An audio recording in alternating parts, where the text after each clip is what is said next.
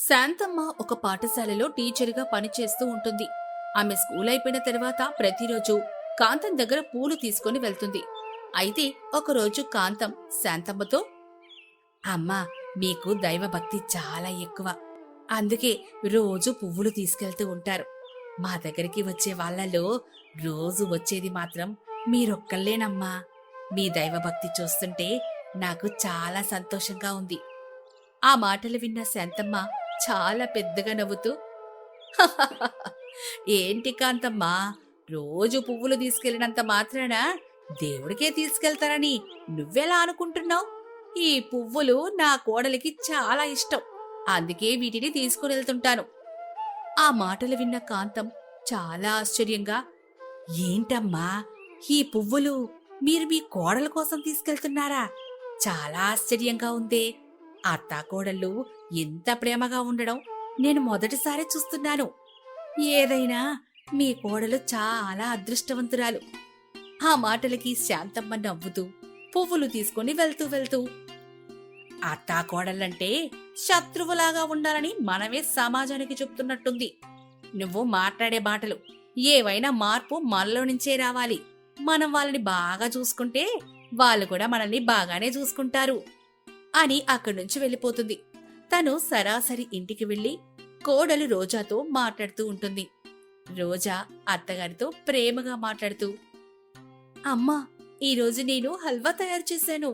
మీ అబ్బాయికి పెడితే అస్సలు బాలేదన్నాడు. నువ్వు తిని ఎలా ఉందో చెప్పాలి అని లోపలికి వెళ్లి హడావిడిగా హల్వా తీసుకొనొచ్చి అత్తగారికి పెడుతుంది. అత్తగారేమో దానిని తిని చాలా బాగుందమ్మా అని చెప్తుంది. ఆ మాటలకు రోజా చాలా సంతోషపడుతుంది. ఇంతలో కొడుకు కిరణ్ అక్కడికొస్తాడు. వాళ్ళ మాటలు వినగానే అతనికి చాలా కోపం వచ్చింది. అమ్మా, నువ్వెందుకు రోజాని ఇలా వెనకేసుకొనొస్తావు? స్వీట్ అస్సలు సరిపోయిందా? అసలు సరిపోనే లేదు. హల్వా అసలు బానే లేదమ్మా. నోరు మూసుకోరా, నీకేం తెలుసు? నా బంగారు తల్లి ఏం చేసినా బానే ఉంటుంది అని అతనితో ఉంటుంది. కిరణ్ మిమ్మల్ని ఎవరు మార్చలేరు అంటూ అక్కడి నుంచి వెళ్ళిపోతాడు. ఇక అత్తాకోడలిద్దరు కూడా పని చేసుకుంటూ ఉంటారు. రాత్రి సమయంలో ఒకే చోట పడుకొని ముచ్చట్లు చెప్పుకుంటూ ఉంటారు. కోడలు నిద్రపోయిన తర్వాత అత్తగారు లేచి తన గదిలోకి వెళ్ళిపోతుంది. కిరణ్ రోజా గదికి వెళ్లి విశ్రాంతి తీసుకుంటాడు. ప్రతిరోజు వాళ్ళ దినచర్య అలా జరిగిపోతూ ఉంటుంది. అలా రోజులు గడుస్తూ ఉండగా ఒకరోజు కిరణ్ స్నేహితుడు విజయ్ వాళ్ళ ఇంటికొస్తాడు. ఆ సమయంలో అత్తగారు కూడా ఇంట్లోనే ఉంటారు. అక్కడ శాంతమ్మతో మాట్లాడుతూ, అమ్మా, నా పేరు విజయ్.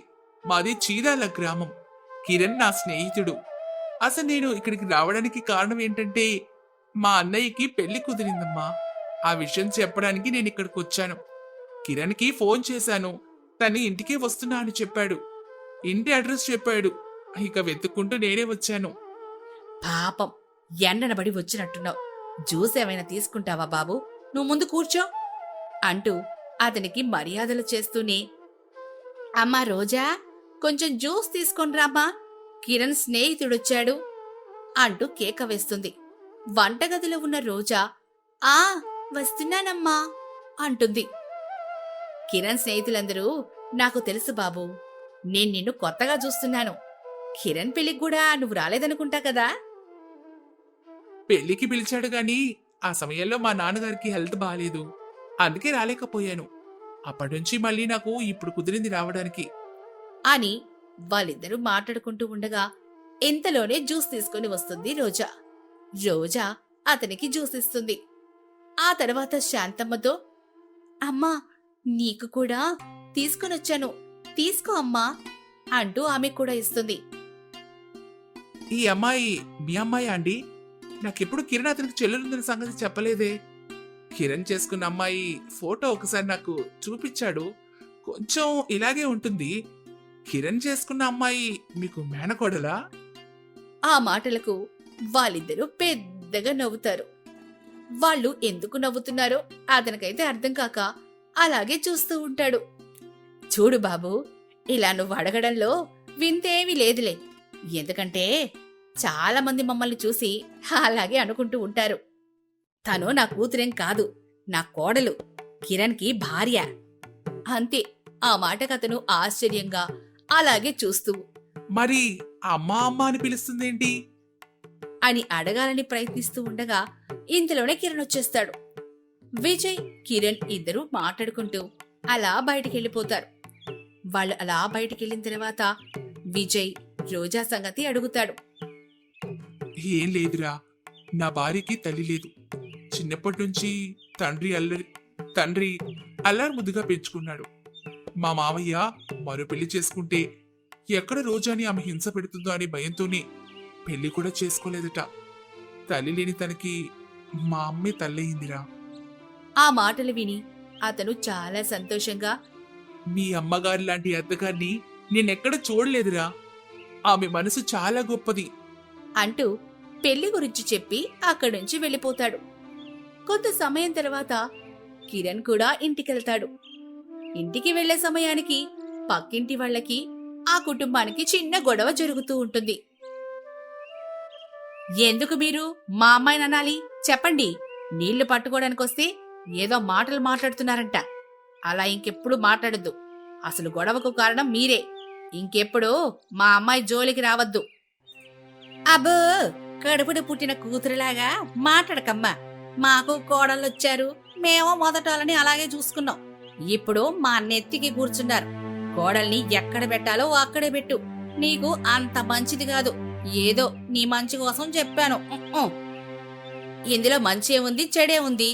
అట్టా కోడళ్ల మధ్య చిచ్చు పెడుతున్నారు అంటూ చాలా కోపంగా తిడుతూ ఉంటుంది. ఇంతలో కిరణ్ ఆ గొడవను ఆపి అమ్మని, భార్యని లోపలికి తీసుకెళ్తాడు. అక్కడ ఏం జరిగిందమ్మా అంటూ అడుగుతాడు. అప్పుడు రోజా, మంచినీళ్లు తీసుకొద్దామని నేను వెళ్ళానండి. అక్కడ ఆడవాళ్లతో పంకజం ఎన్ని మాటలు చెప్తుందంటే నేను అత్తగారికి ఏదో మందు పెట్టానంట. అందుకే నన్ను కూతురులాగా చూసుకుంటుందంట. ఆ విషయం ఎవరన్నా ఆమెకి చెప్పమని చెప్తోంది. స్వయంగా పంకజం చెప్తే అత్తగారు ఆమె మాటలు నమ్మదంట అని జరిగిన విషయమంతా చెప్తుంది. ఆ మాటలు విని కిరణ్ చాలా కోపంగా, ఈ చుట్టుపక్కల జనాల పద్ధతి అస్సలు బాగోలేదని ఎన్నోసార్లు చెప్పాను. అసలు అలాంటి వాళ్ళతో మనం మాట్లాడటమే తప్పు. ఏ మనుషులు ఏమో, వాళ్ళ ఇంటి పరిస్థితి వారు చూసుకోరు. ఛీ అని వాళ్ళని తిడతాడు. ఇక అత్తాకోడలిద్దరు కూడా ఎవరి పని వాళ్ళు చూసుకుంటూ ఉంటారు. అలా రోజులు గడుస్తూ ఉన్నాయి. అత్తగారు ఎప్పటిలాగే స్కూల్ నుంచి తిరిగి బయలుదేరుతుంది. అప్పుడు పువ్వులమ్ముతున్న కాంతం, రావాలమ్మా రావాలే, తాజా తాజా పువ్వులు అంటూ కేకలేస్తుంది. ఇంతలో ఆమె శాంతమ్మని చూస్తుంది. ఏదో శాంతమ్మ ఆలోచిస్తూ వెళ్తూ ఉండగా, శాంతమ్మ గారు పువ్వులు మర్చిపోయి వెళ్ళిపోతున్నారు అంటూ కేక వేస్తుంది. శాంతమ్మ ఏమో అక్కడికెళ్ళి కాంతంతో, చాలా బాగా గుర్తు చేశావు కాంతం. ఏంటమ్మా, దేని గురించో బాగా ఆలోచిస్తున్నట్లున్నారు? స్కూల్లో పిల్లల గురించా? పిల్లల గురించి కాదు కాంతం, నా కోడలు గురించి. నేను నా కోడలు కలిసుంటున్నాం. తల్లి లేకపోయినా నేను తల్లిలాగా మారి తనని ప్రేమగా చూసుకుంటున్నాను. దాన్ని చూసి జనాలు చాలా రకాలుగా మాట్లాడుకుంటున్నారే. అలా ఎందుకు మాట్లాడుకోవాలి? అలా మాట్లాడుకోవడం వల్ల వాళ్ళకి ఏంటి లాభం? నాకు చాలా బాధగా ఉంది కాంతం అంటూ జరిగిన విషయమంతా చెప్తుంది.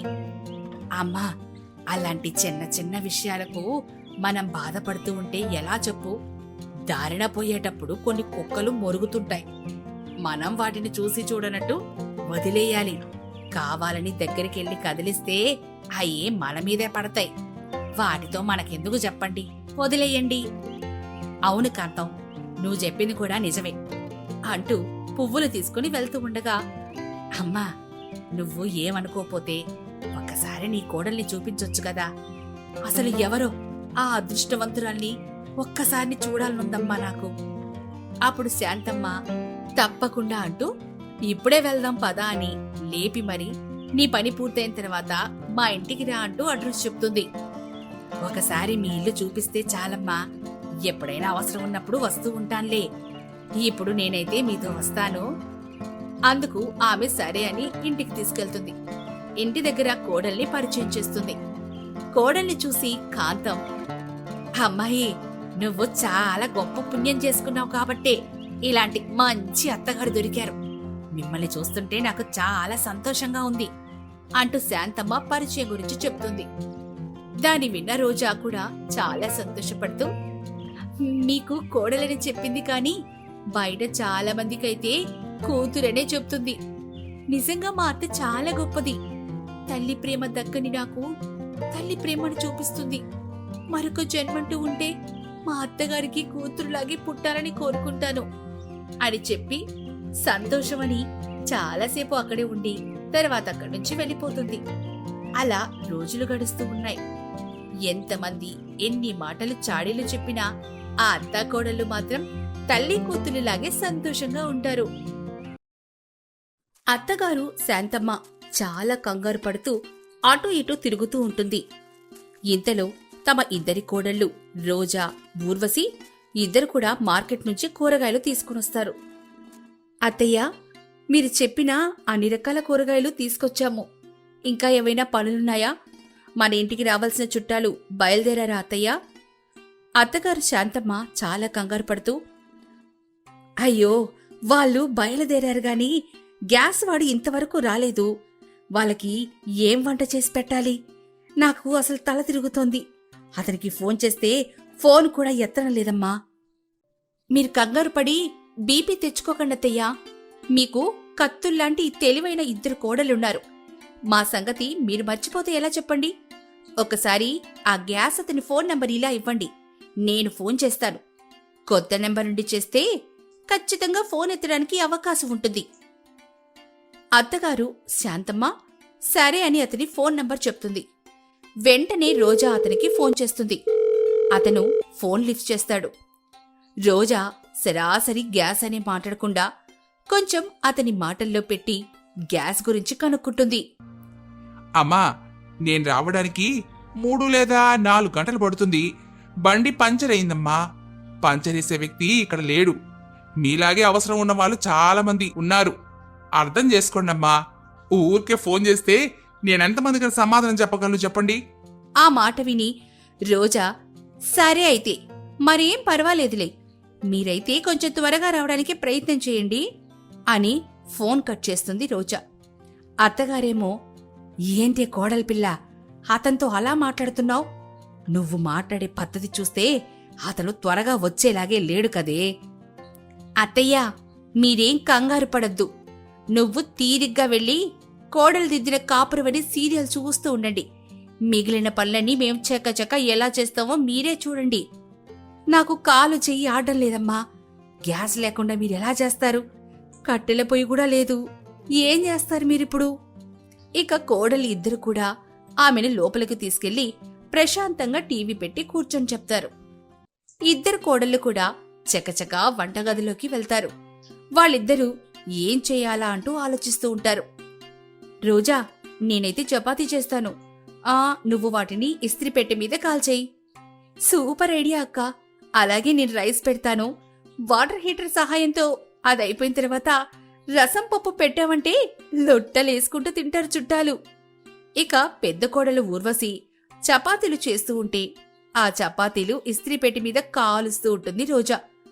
కొంచెం సమయం తర్వాత రోజా వాటర్ హీటర్ సహాయంతో రైస్ ని పెడుతుంది. రైస్ ఏమో దాని మీద ఉడుకుతూ ఉంటుంది. అత్తగారికి ఎన్నోసార్లు చెప్పాను, ఇలాంటి సమయంలో మనకి చాలా ఉపయోగపడతాయి ఒక ఎలక్ట్రికల్ రైస్ కుక్కర్ ఇంట్లో ఉంటే మంచిది అని. అత్తగారు మన మాట వింటేనేగా. ఈసారి ఖచ్చితంగా కొంటుందిలే అని మాటలు చెప్పుకుంటూనే చకచకా పనులు చేస్తూ ఉంటారు. వాటర్ హీటర్ సహాయంతో రైస్ అయితే పూర్తయిపోతుంది. తర్వాత పప్పు, రసం, సాంబార్ కూడా చేసేస్తారు. అవి పూర్తయిన తర్వాత, అక్క, వంట మొత్తం పూర్తయింది, కానీ ఒక్కటి తక్కువైందక్కా. ఏంటి, అప్పడాలే గదా, ఒకటి తక్కువైందంటున్నావు? అవునక్క, పప్పు, నెయ్యి, అప్పడాలు ఈ 3 ఉంటేనే కాంబినేషన్ బాగుంటుంది. ఇప్పుడు అప్పడాలు లేకపోతే అసలు ఏం బాగుంటుంది చెప్పు? ఇవన్నీ కూడా వాటర్ హీటర్తో సులువుగా చేశాం, కానీ నూనె వేయాలంటే కొంచెం భయంగానే ఉంది. ఓ పని చేద్దామా? ఫ్లెగ్ బాక్స్ తీసుకొనొస్తే ఇక్కడి నుంచి పెరట్లోకి వైర్ లాగుదాం. అక్కడ ఒక పాత్రలో నూనె పోసి హీట్ చేద్దాం. ఏదైనా ప్రమాదం జరిగితే బయటే జరుగుతుంది. సో ఇంట్లో ప్రమాదం జరగడానికి అవకాశమే ఉండదు కదా. అవునక్క, సూపర్ ఐడియా. నూనె బాగా వేడెక్కిన వెంటనే నేను స్విచ్ ఆఫ్ చేసేస్తాను. నువ్వు హీటర్ తీసి అప్పడాలు తయారు చేయి అని అనుకొని ఒక ప్లగ్ బాక్స్ సహాయంతో పెరట్లోకి వైరు లాగి ఒక పాత్రలో నూనె పోసి హీటర్ పెడతారు. నూనెమో బాగా వేడెక్కిన తర్వాత స్విచ్ ఆఫ్ చేసేసి అప్పడాలు వేపడం మొదలు పెడతారు. ఇక అప్పడాలు కూడా పూర్తయి ఇంతలోనే కాలింగ్ బెల్ మోగుతుంది. అత్తగారేమో చాలా కంగారుగా తలుపు తీస్తుంది. ఎదురుగా చుట్టాలుంటారు. ఆమె వాళ్ళని కూర్చోండి అంటూ ఆహ్వానం పలుకుతుంది. వాళ్ళు వెళ్లి కూర్చుంటారు. అత్తగారు చాలా హడావిడిగా వంటగదిలోకి వెళ్తారు. వంటగదిలో కోడలు లేకపోవడంతో అత్తగారేమో చాలా కంగారుగా, ఓరి దేవుడా, వీళ్ళిద్దరూ నా కొంప ముంచేలాగున్నారే, వంట చేయకుండా ఎక్కడికెళ్లారు అంటూ కంగారు పడుతూ ఉండగా ఎదురుగా అన్నం, పప్పు, సాంబార్ అన్నీ చూసి అత్తయ్య ఆశ్చర్యపోతుంది.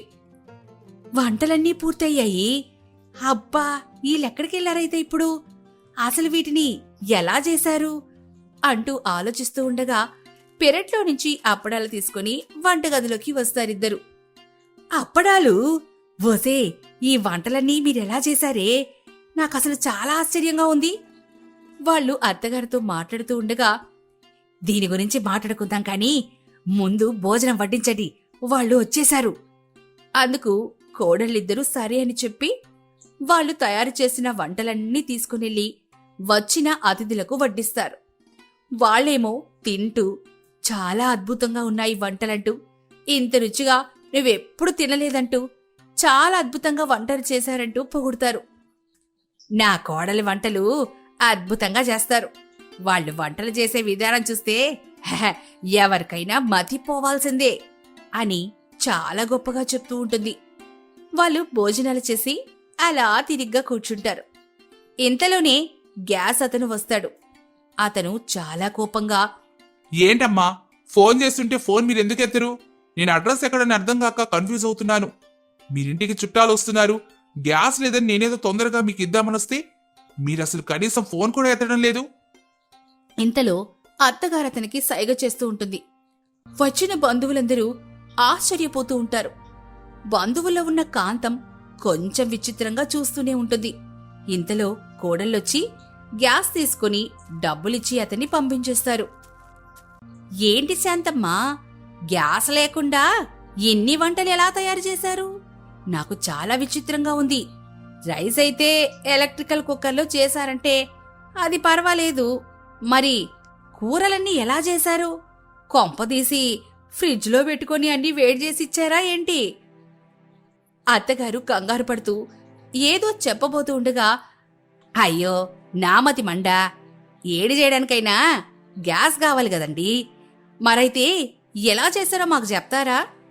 అప్పుడు కోడలిద్దరు కూడా, చెప్పడం కాదు పిన్ని, మీకు చూపిస్తాం రండి అంటూ వంటగదిలోకి తీసుకెళ్లి వాళ్ళు చపాతీ ఇస్త్రీ పెట్టి మీద కాల్చిన విధానం, వాటర్ హీటర్తో రైస్, సాంబార్ చేసిన విధానం, అప్పడాల గురించి అన్నీ చెప్పడంతో ఆమె ఆశ్చర్యపోతుంది. వామ్మో, మీరు ఈ కాలం వాళ్ళు కాదమ్మా, ఇంకా ముందు కాలంలో పుట్టాల్సినోళ్ళు అనుకుంటా. ఇన్ని తెలివితేటలున్న కోడళ్ళు నాకైతే రాలేదమ్మా. శాంతమ్మా, ఈ విషయంలో ఏదేమైనా నువ్వు చాలా గొప్ప అదృష్టవంతురాలివి. నీకు చెడు మాట తీసుకురాకుండా వాళ్ళిద్దరు ఎంత గొప్ప పని చేశారో చూసావా? కొంతమంది కోడళ్ళు ఎప్పుడు చూడు, ఎప్పుడెప్పుడు అత్తపరువు తీద్దామనే గాని నీకు రత్నాల్లాంటి కోడలు దొరికారు చూడు అని చాలా గొప్పగా కోడళ్ళని అత్తగారిని మెచ్చుకుంటూ ఉంటుంది. ఇక కాంతం ఇద్దరి కోడల్ని దీవిస్తుంది. అలా చాలా సమయం తర్వాత చుట్టాలంతా ఇంట్లో నుంచి వెళ్ళిపోతూ ఉండగా కాంతం, అమ్మాయిలు, ఈసారి ఇలాంటి ప్రయోగాలు చేసేటప్పుడు కొంచెం జాగ్రత్తలు పాటించండి, లేదంటే ఏదైనా ప్రమాదం జరిగే అవకాశం ఉంటుంది. వాళ్ళు తప్పకుండా జాగ్రత్తలు పాటిస్తామంటూ నవ్వుతారు. కాంతం కూడా నవ్వుతూ అక్కడి నుంచి వెళ్ళిపోతుంది. కాంతం అక్కడికి వచ్చిన వాళ్ళకి వాళ్ళు వంట ఎలా చేశారో, వంట చేసిన విధానం చెప్తూ ఉంటే వాళ్ళు కూడా ఆశ్చర్యపోతారు. ఇక కాంతం భర్తేమో, వామో, నువ్వు చెప్తుంటే నాకు నిజంగానే నమ్మబుద్ధి కావడం లేదు కాంతం. మనకి 4 కొడుకులున్నారు, ఒక కోడలు కూడా. ఇలా తెలివైన కోడలైతే మనకు రాలేదు. అమ్మకు రండమ్మా అంటే కొనుక్కొని వస్తారు. అలాంటి తెలివైన కోడలు తీసుకొచ్చావు నువ్వు. దానికి కాంతం, అవునండి, ప్రతిదానికి నన్నంటారేంటి? నేను తెలివైన దాన్ని కాబట్టే మనం చెప్పే మాట వినే కోడళ్ళు కావాలని తెచ్చుకున్నాను. నాకేం తెలుసు ప్రతిదీ కూడా పూసగుచ్చినట్లు చెప్పాలని. ఏదేమైనా అలాంటి వాళ్ళు రావడం కూడా మనకు మంచిదే. మనకి ఎదురు బొదురు చెప్పకుండా ఉంటారు. ఇక తెలివితేటలంటారా, కొన్ని రోజులు పోతే అన్నీ అవే సర్దుకుపోతాయిలే అవునులే, అలా అనుకొని బ్రతకడమే. అనుకుని ఇద్దరూ నవ్వుకుంటారు. చుట్టాలు అక్కడి నుంచి వెళ్ళిపోయిన తర్వాత అత్తగారు ఇద్దరు కోడల్ని చాలా మెచ్చుకుంటూ, అమ్మాయిలు, ఈ రోజైతే మీరు చాలా అద్భుతాన్ని సృష్టించారు. మీరు మీ సమయస్ఫూర్తిని ఉపయోగించి నా మీద ఎలాంటి నింద రాకుండా కాపాడారు. ఇలాంటి తెలివైన కోడళ్లు సహాయం చేసే కోడళ్ళు నాకు దొరికినందుకు ఆ భగవంతునికి నేనెప్పుడూ రుణపడి ఉంటానమ్మా. అదేంటత్తయ్య అలా మాట్లాడతారు? మీ గౌరవమే కదా మా గౌరవం. మీరు మేము ఎప్పటికీ వేరువేరు కాదు కదా. ఇలాంటి తెలివితేటలు మాకు చాలానే ఉన్నాయి అత్తయ్య. మేము తోడికోడలం కాకముందే మేమిద్దరం మంచి స్నేహితులం. హాస్టల్లో ఇలాంటి ప్రయోగాలు చాలా చేశాంలేండి. ఇలాంటివి మాకేం కొత్త కాదత్తయ్యా. హాస్టల్లో చపాతీ కర్ర లేకపోతే సెంటి బాటిల్తోనే చపాతీ చేసేదాన్ని. ఇలాంటి ఐడియాలు మన దగ్గర చాలానే ఉన్నాయిలే. అమ్మో, మీ తెలివితేటలు మామూలు తెలివితేటలు కాదు. ఇలాంటి తెలివితేటలుంటే నేను కూడా బాగానే చదువుకొని గొప్ప స్థాయిలో ఉండేదాన్ని. ఇప్పుడైనా ఏం పర్వాలేదులే, మీ ఇద్దరిని చూసి హాయిగా బతికేస్తానమ్మా. ఆ మాటలకు వాళ్ళు నవ్వుకుంటారు. ఆ విధంగా అత్తాకోడలిద్దరూ వాళ్ళ తెలివితేటలు ప్రదర్శించి అత్తగారికి మాట రాకుండా ఈ తెలివైన కోడళ్ళు అని నిరూపించుకుంటారు.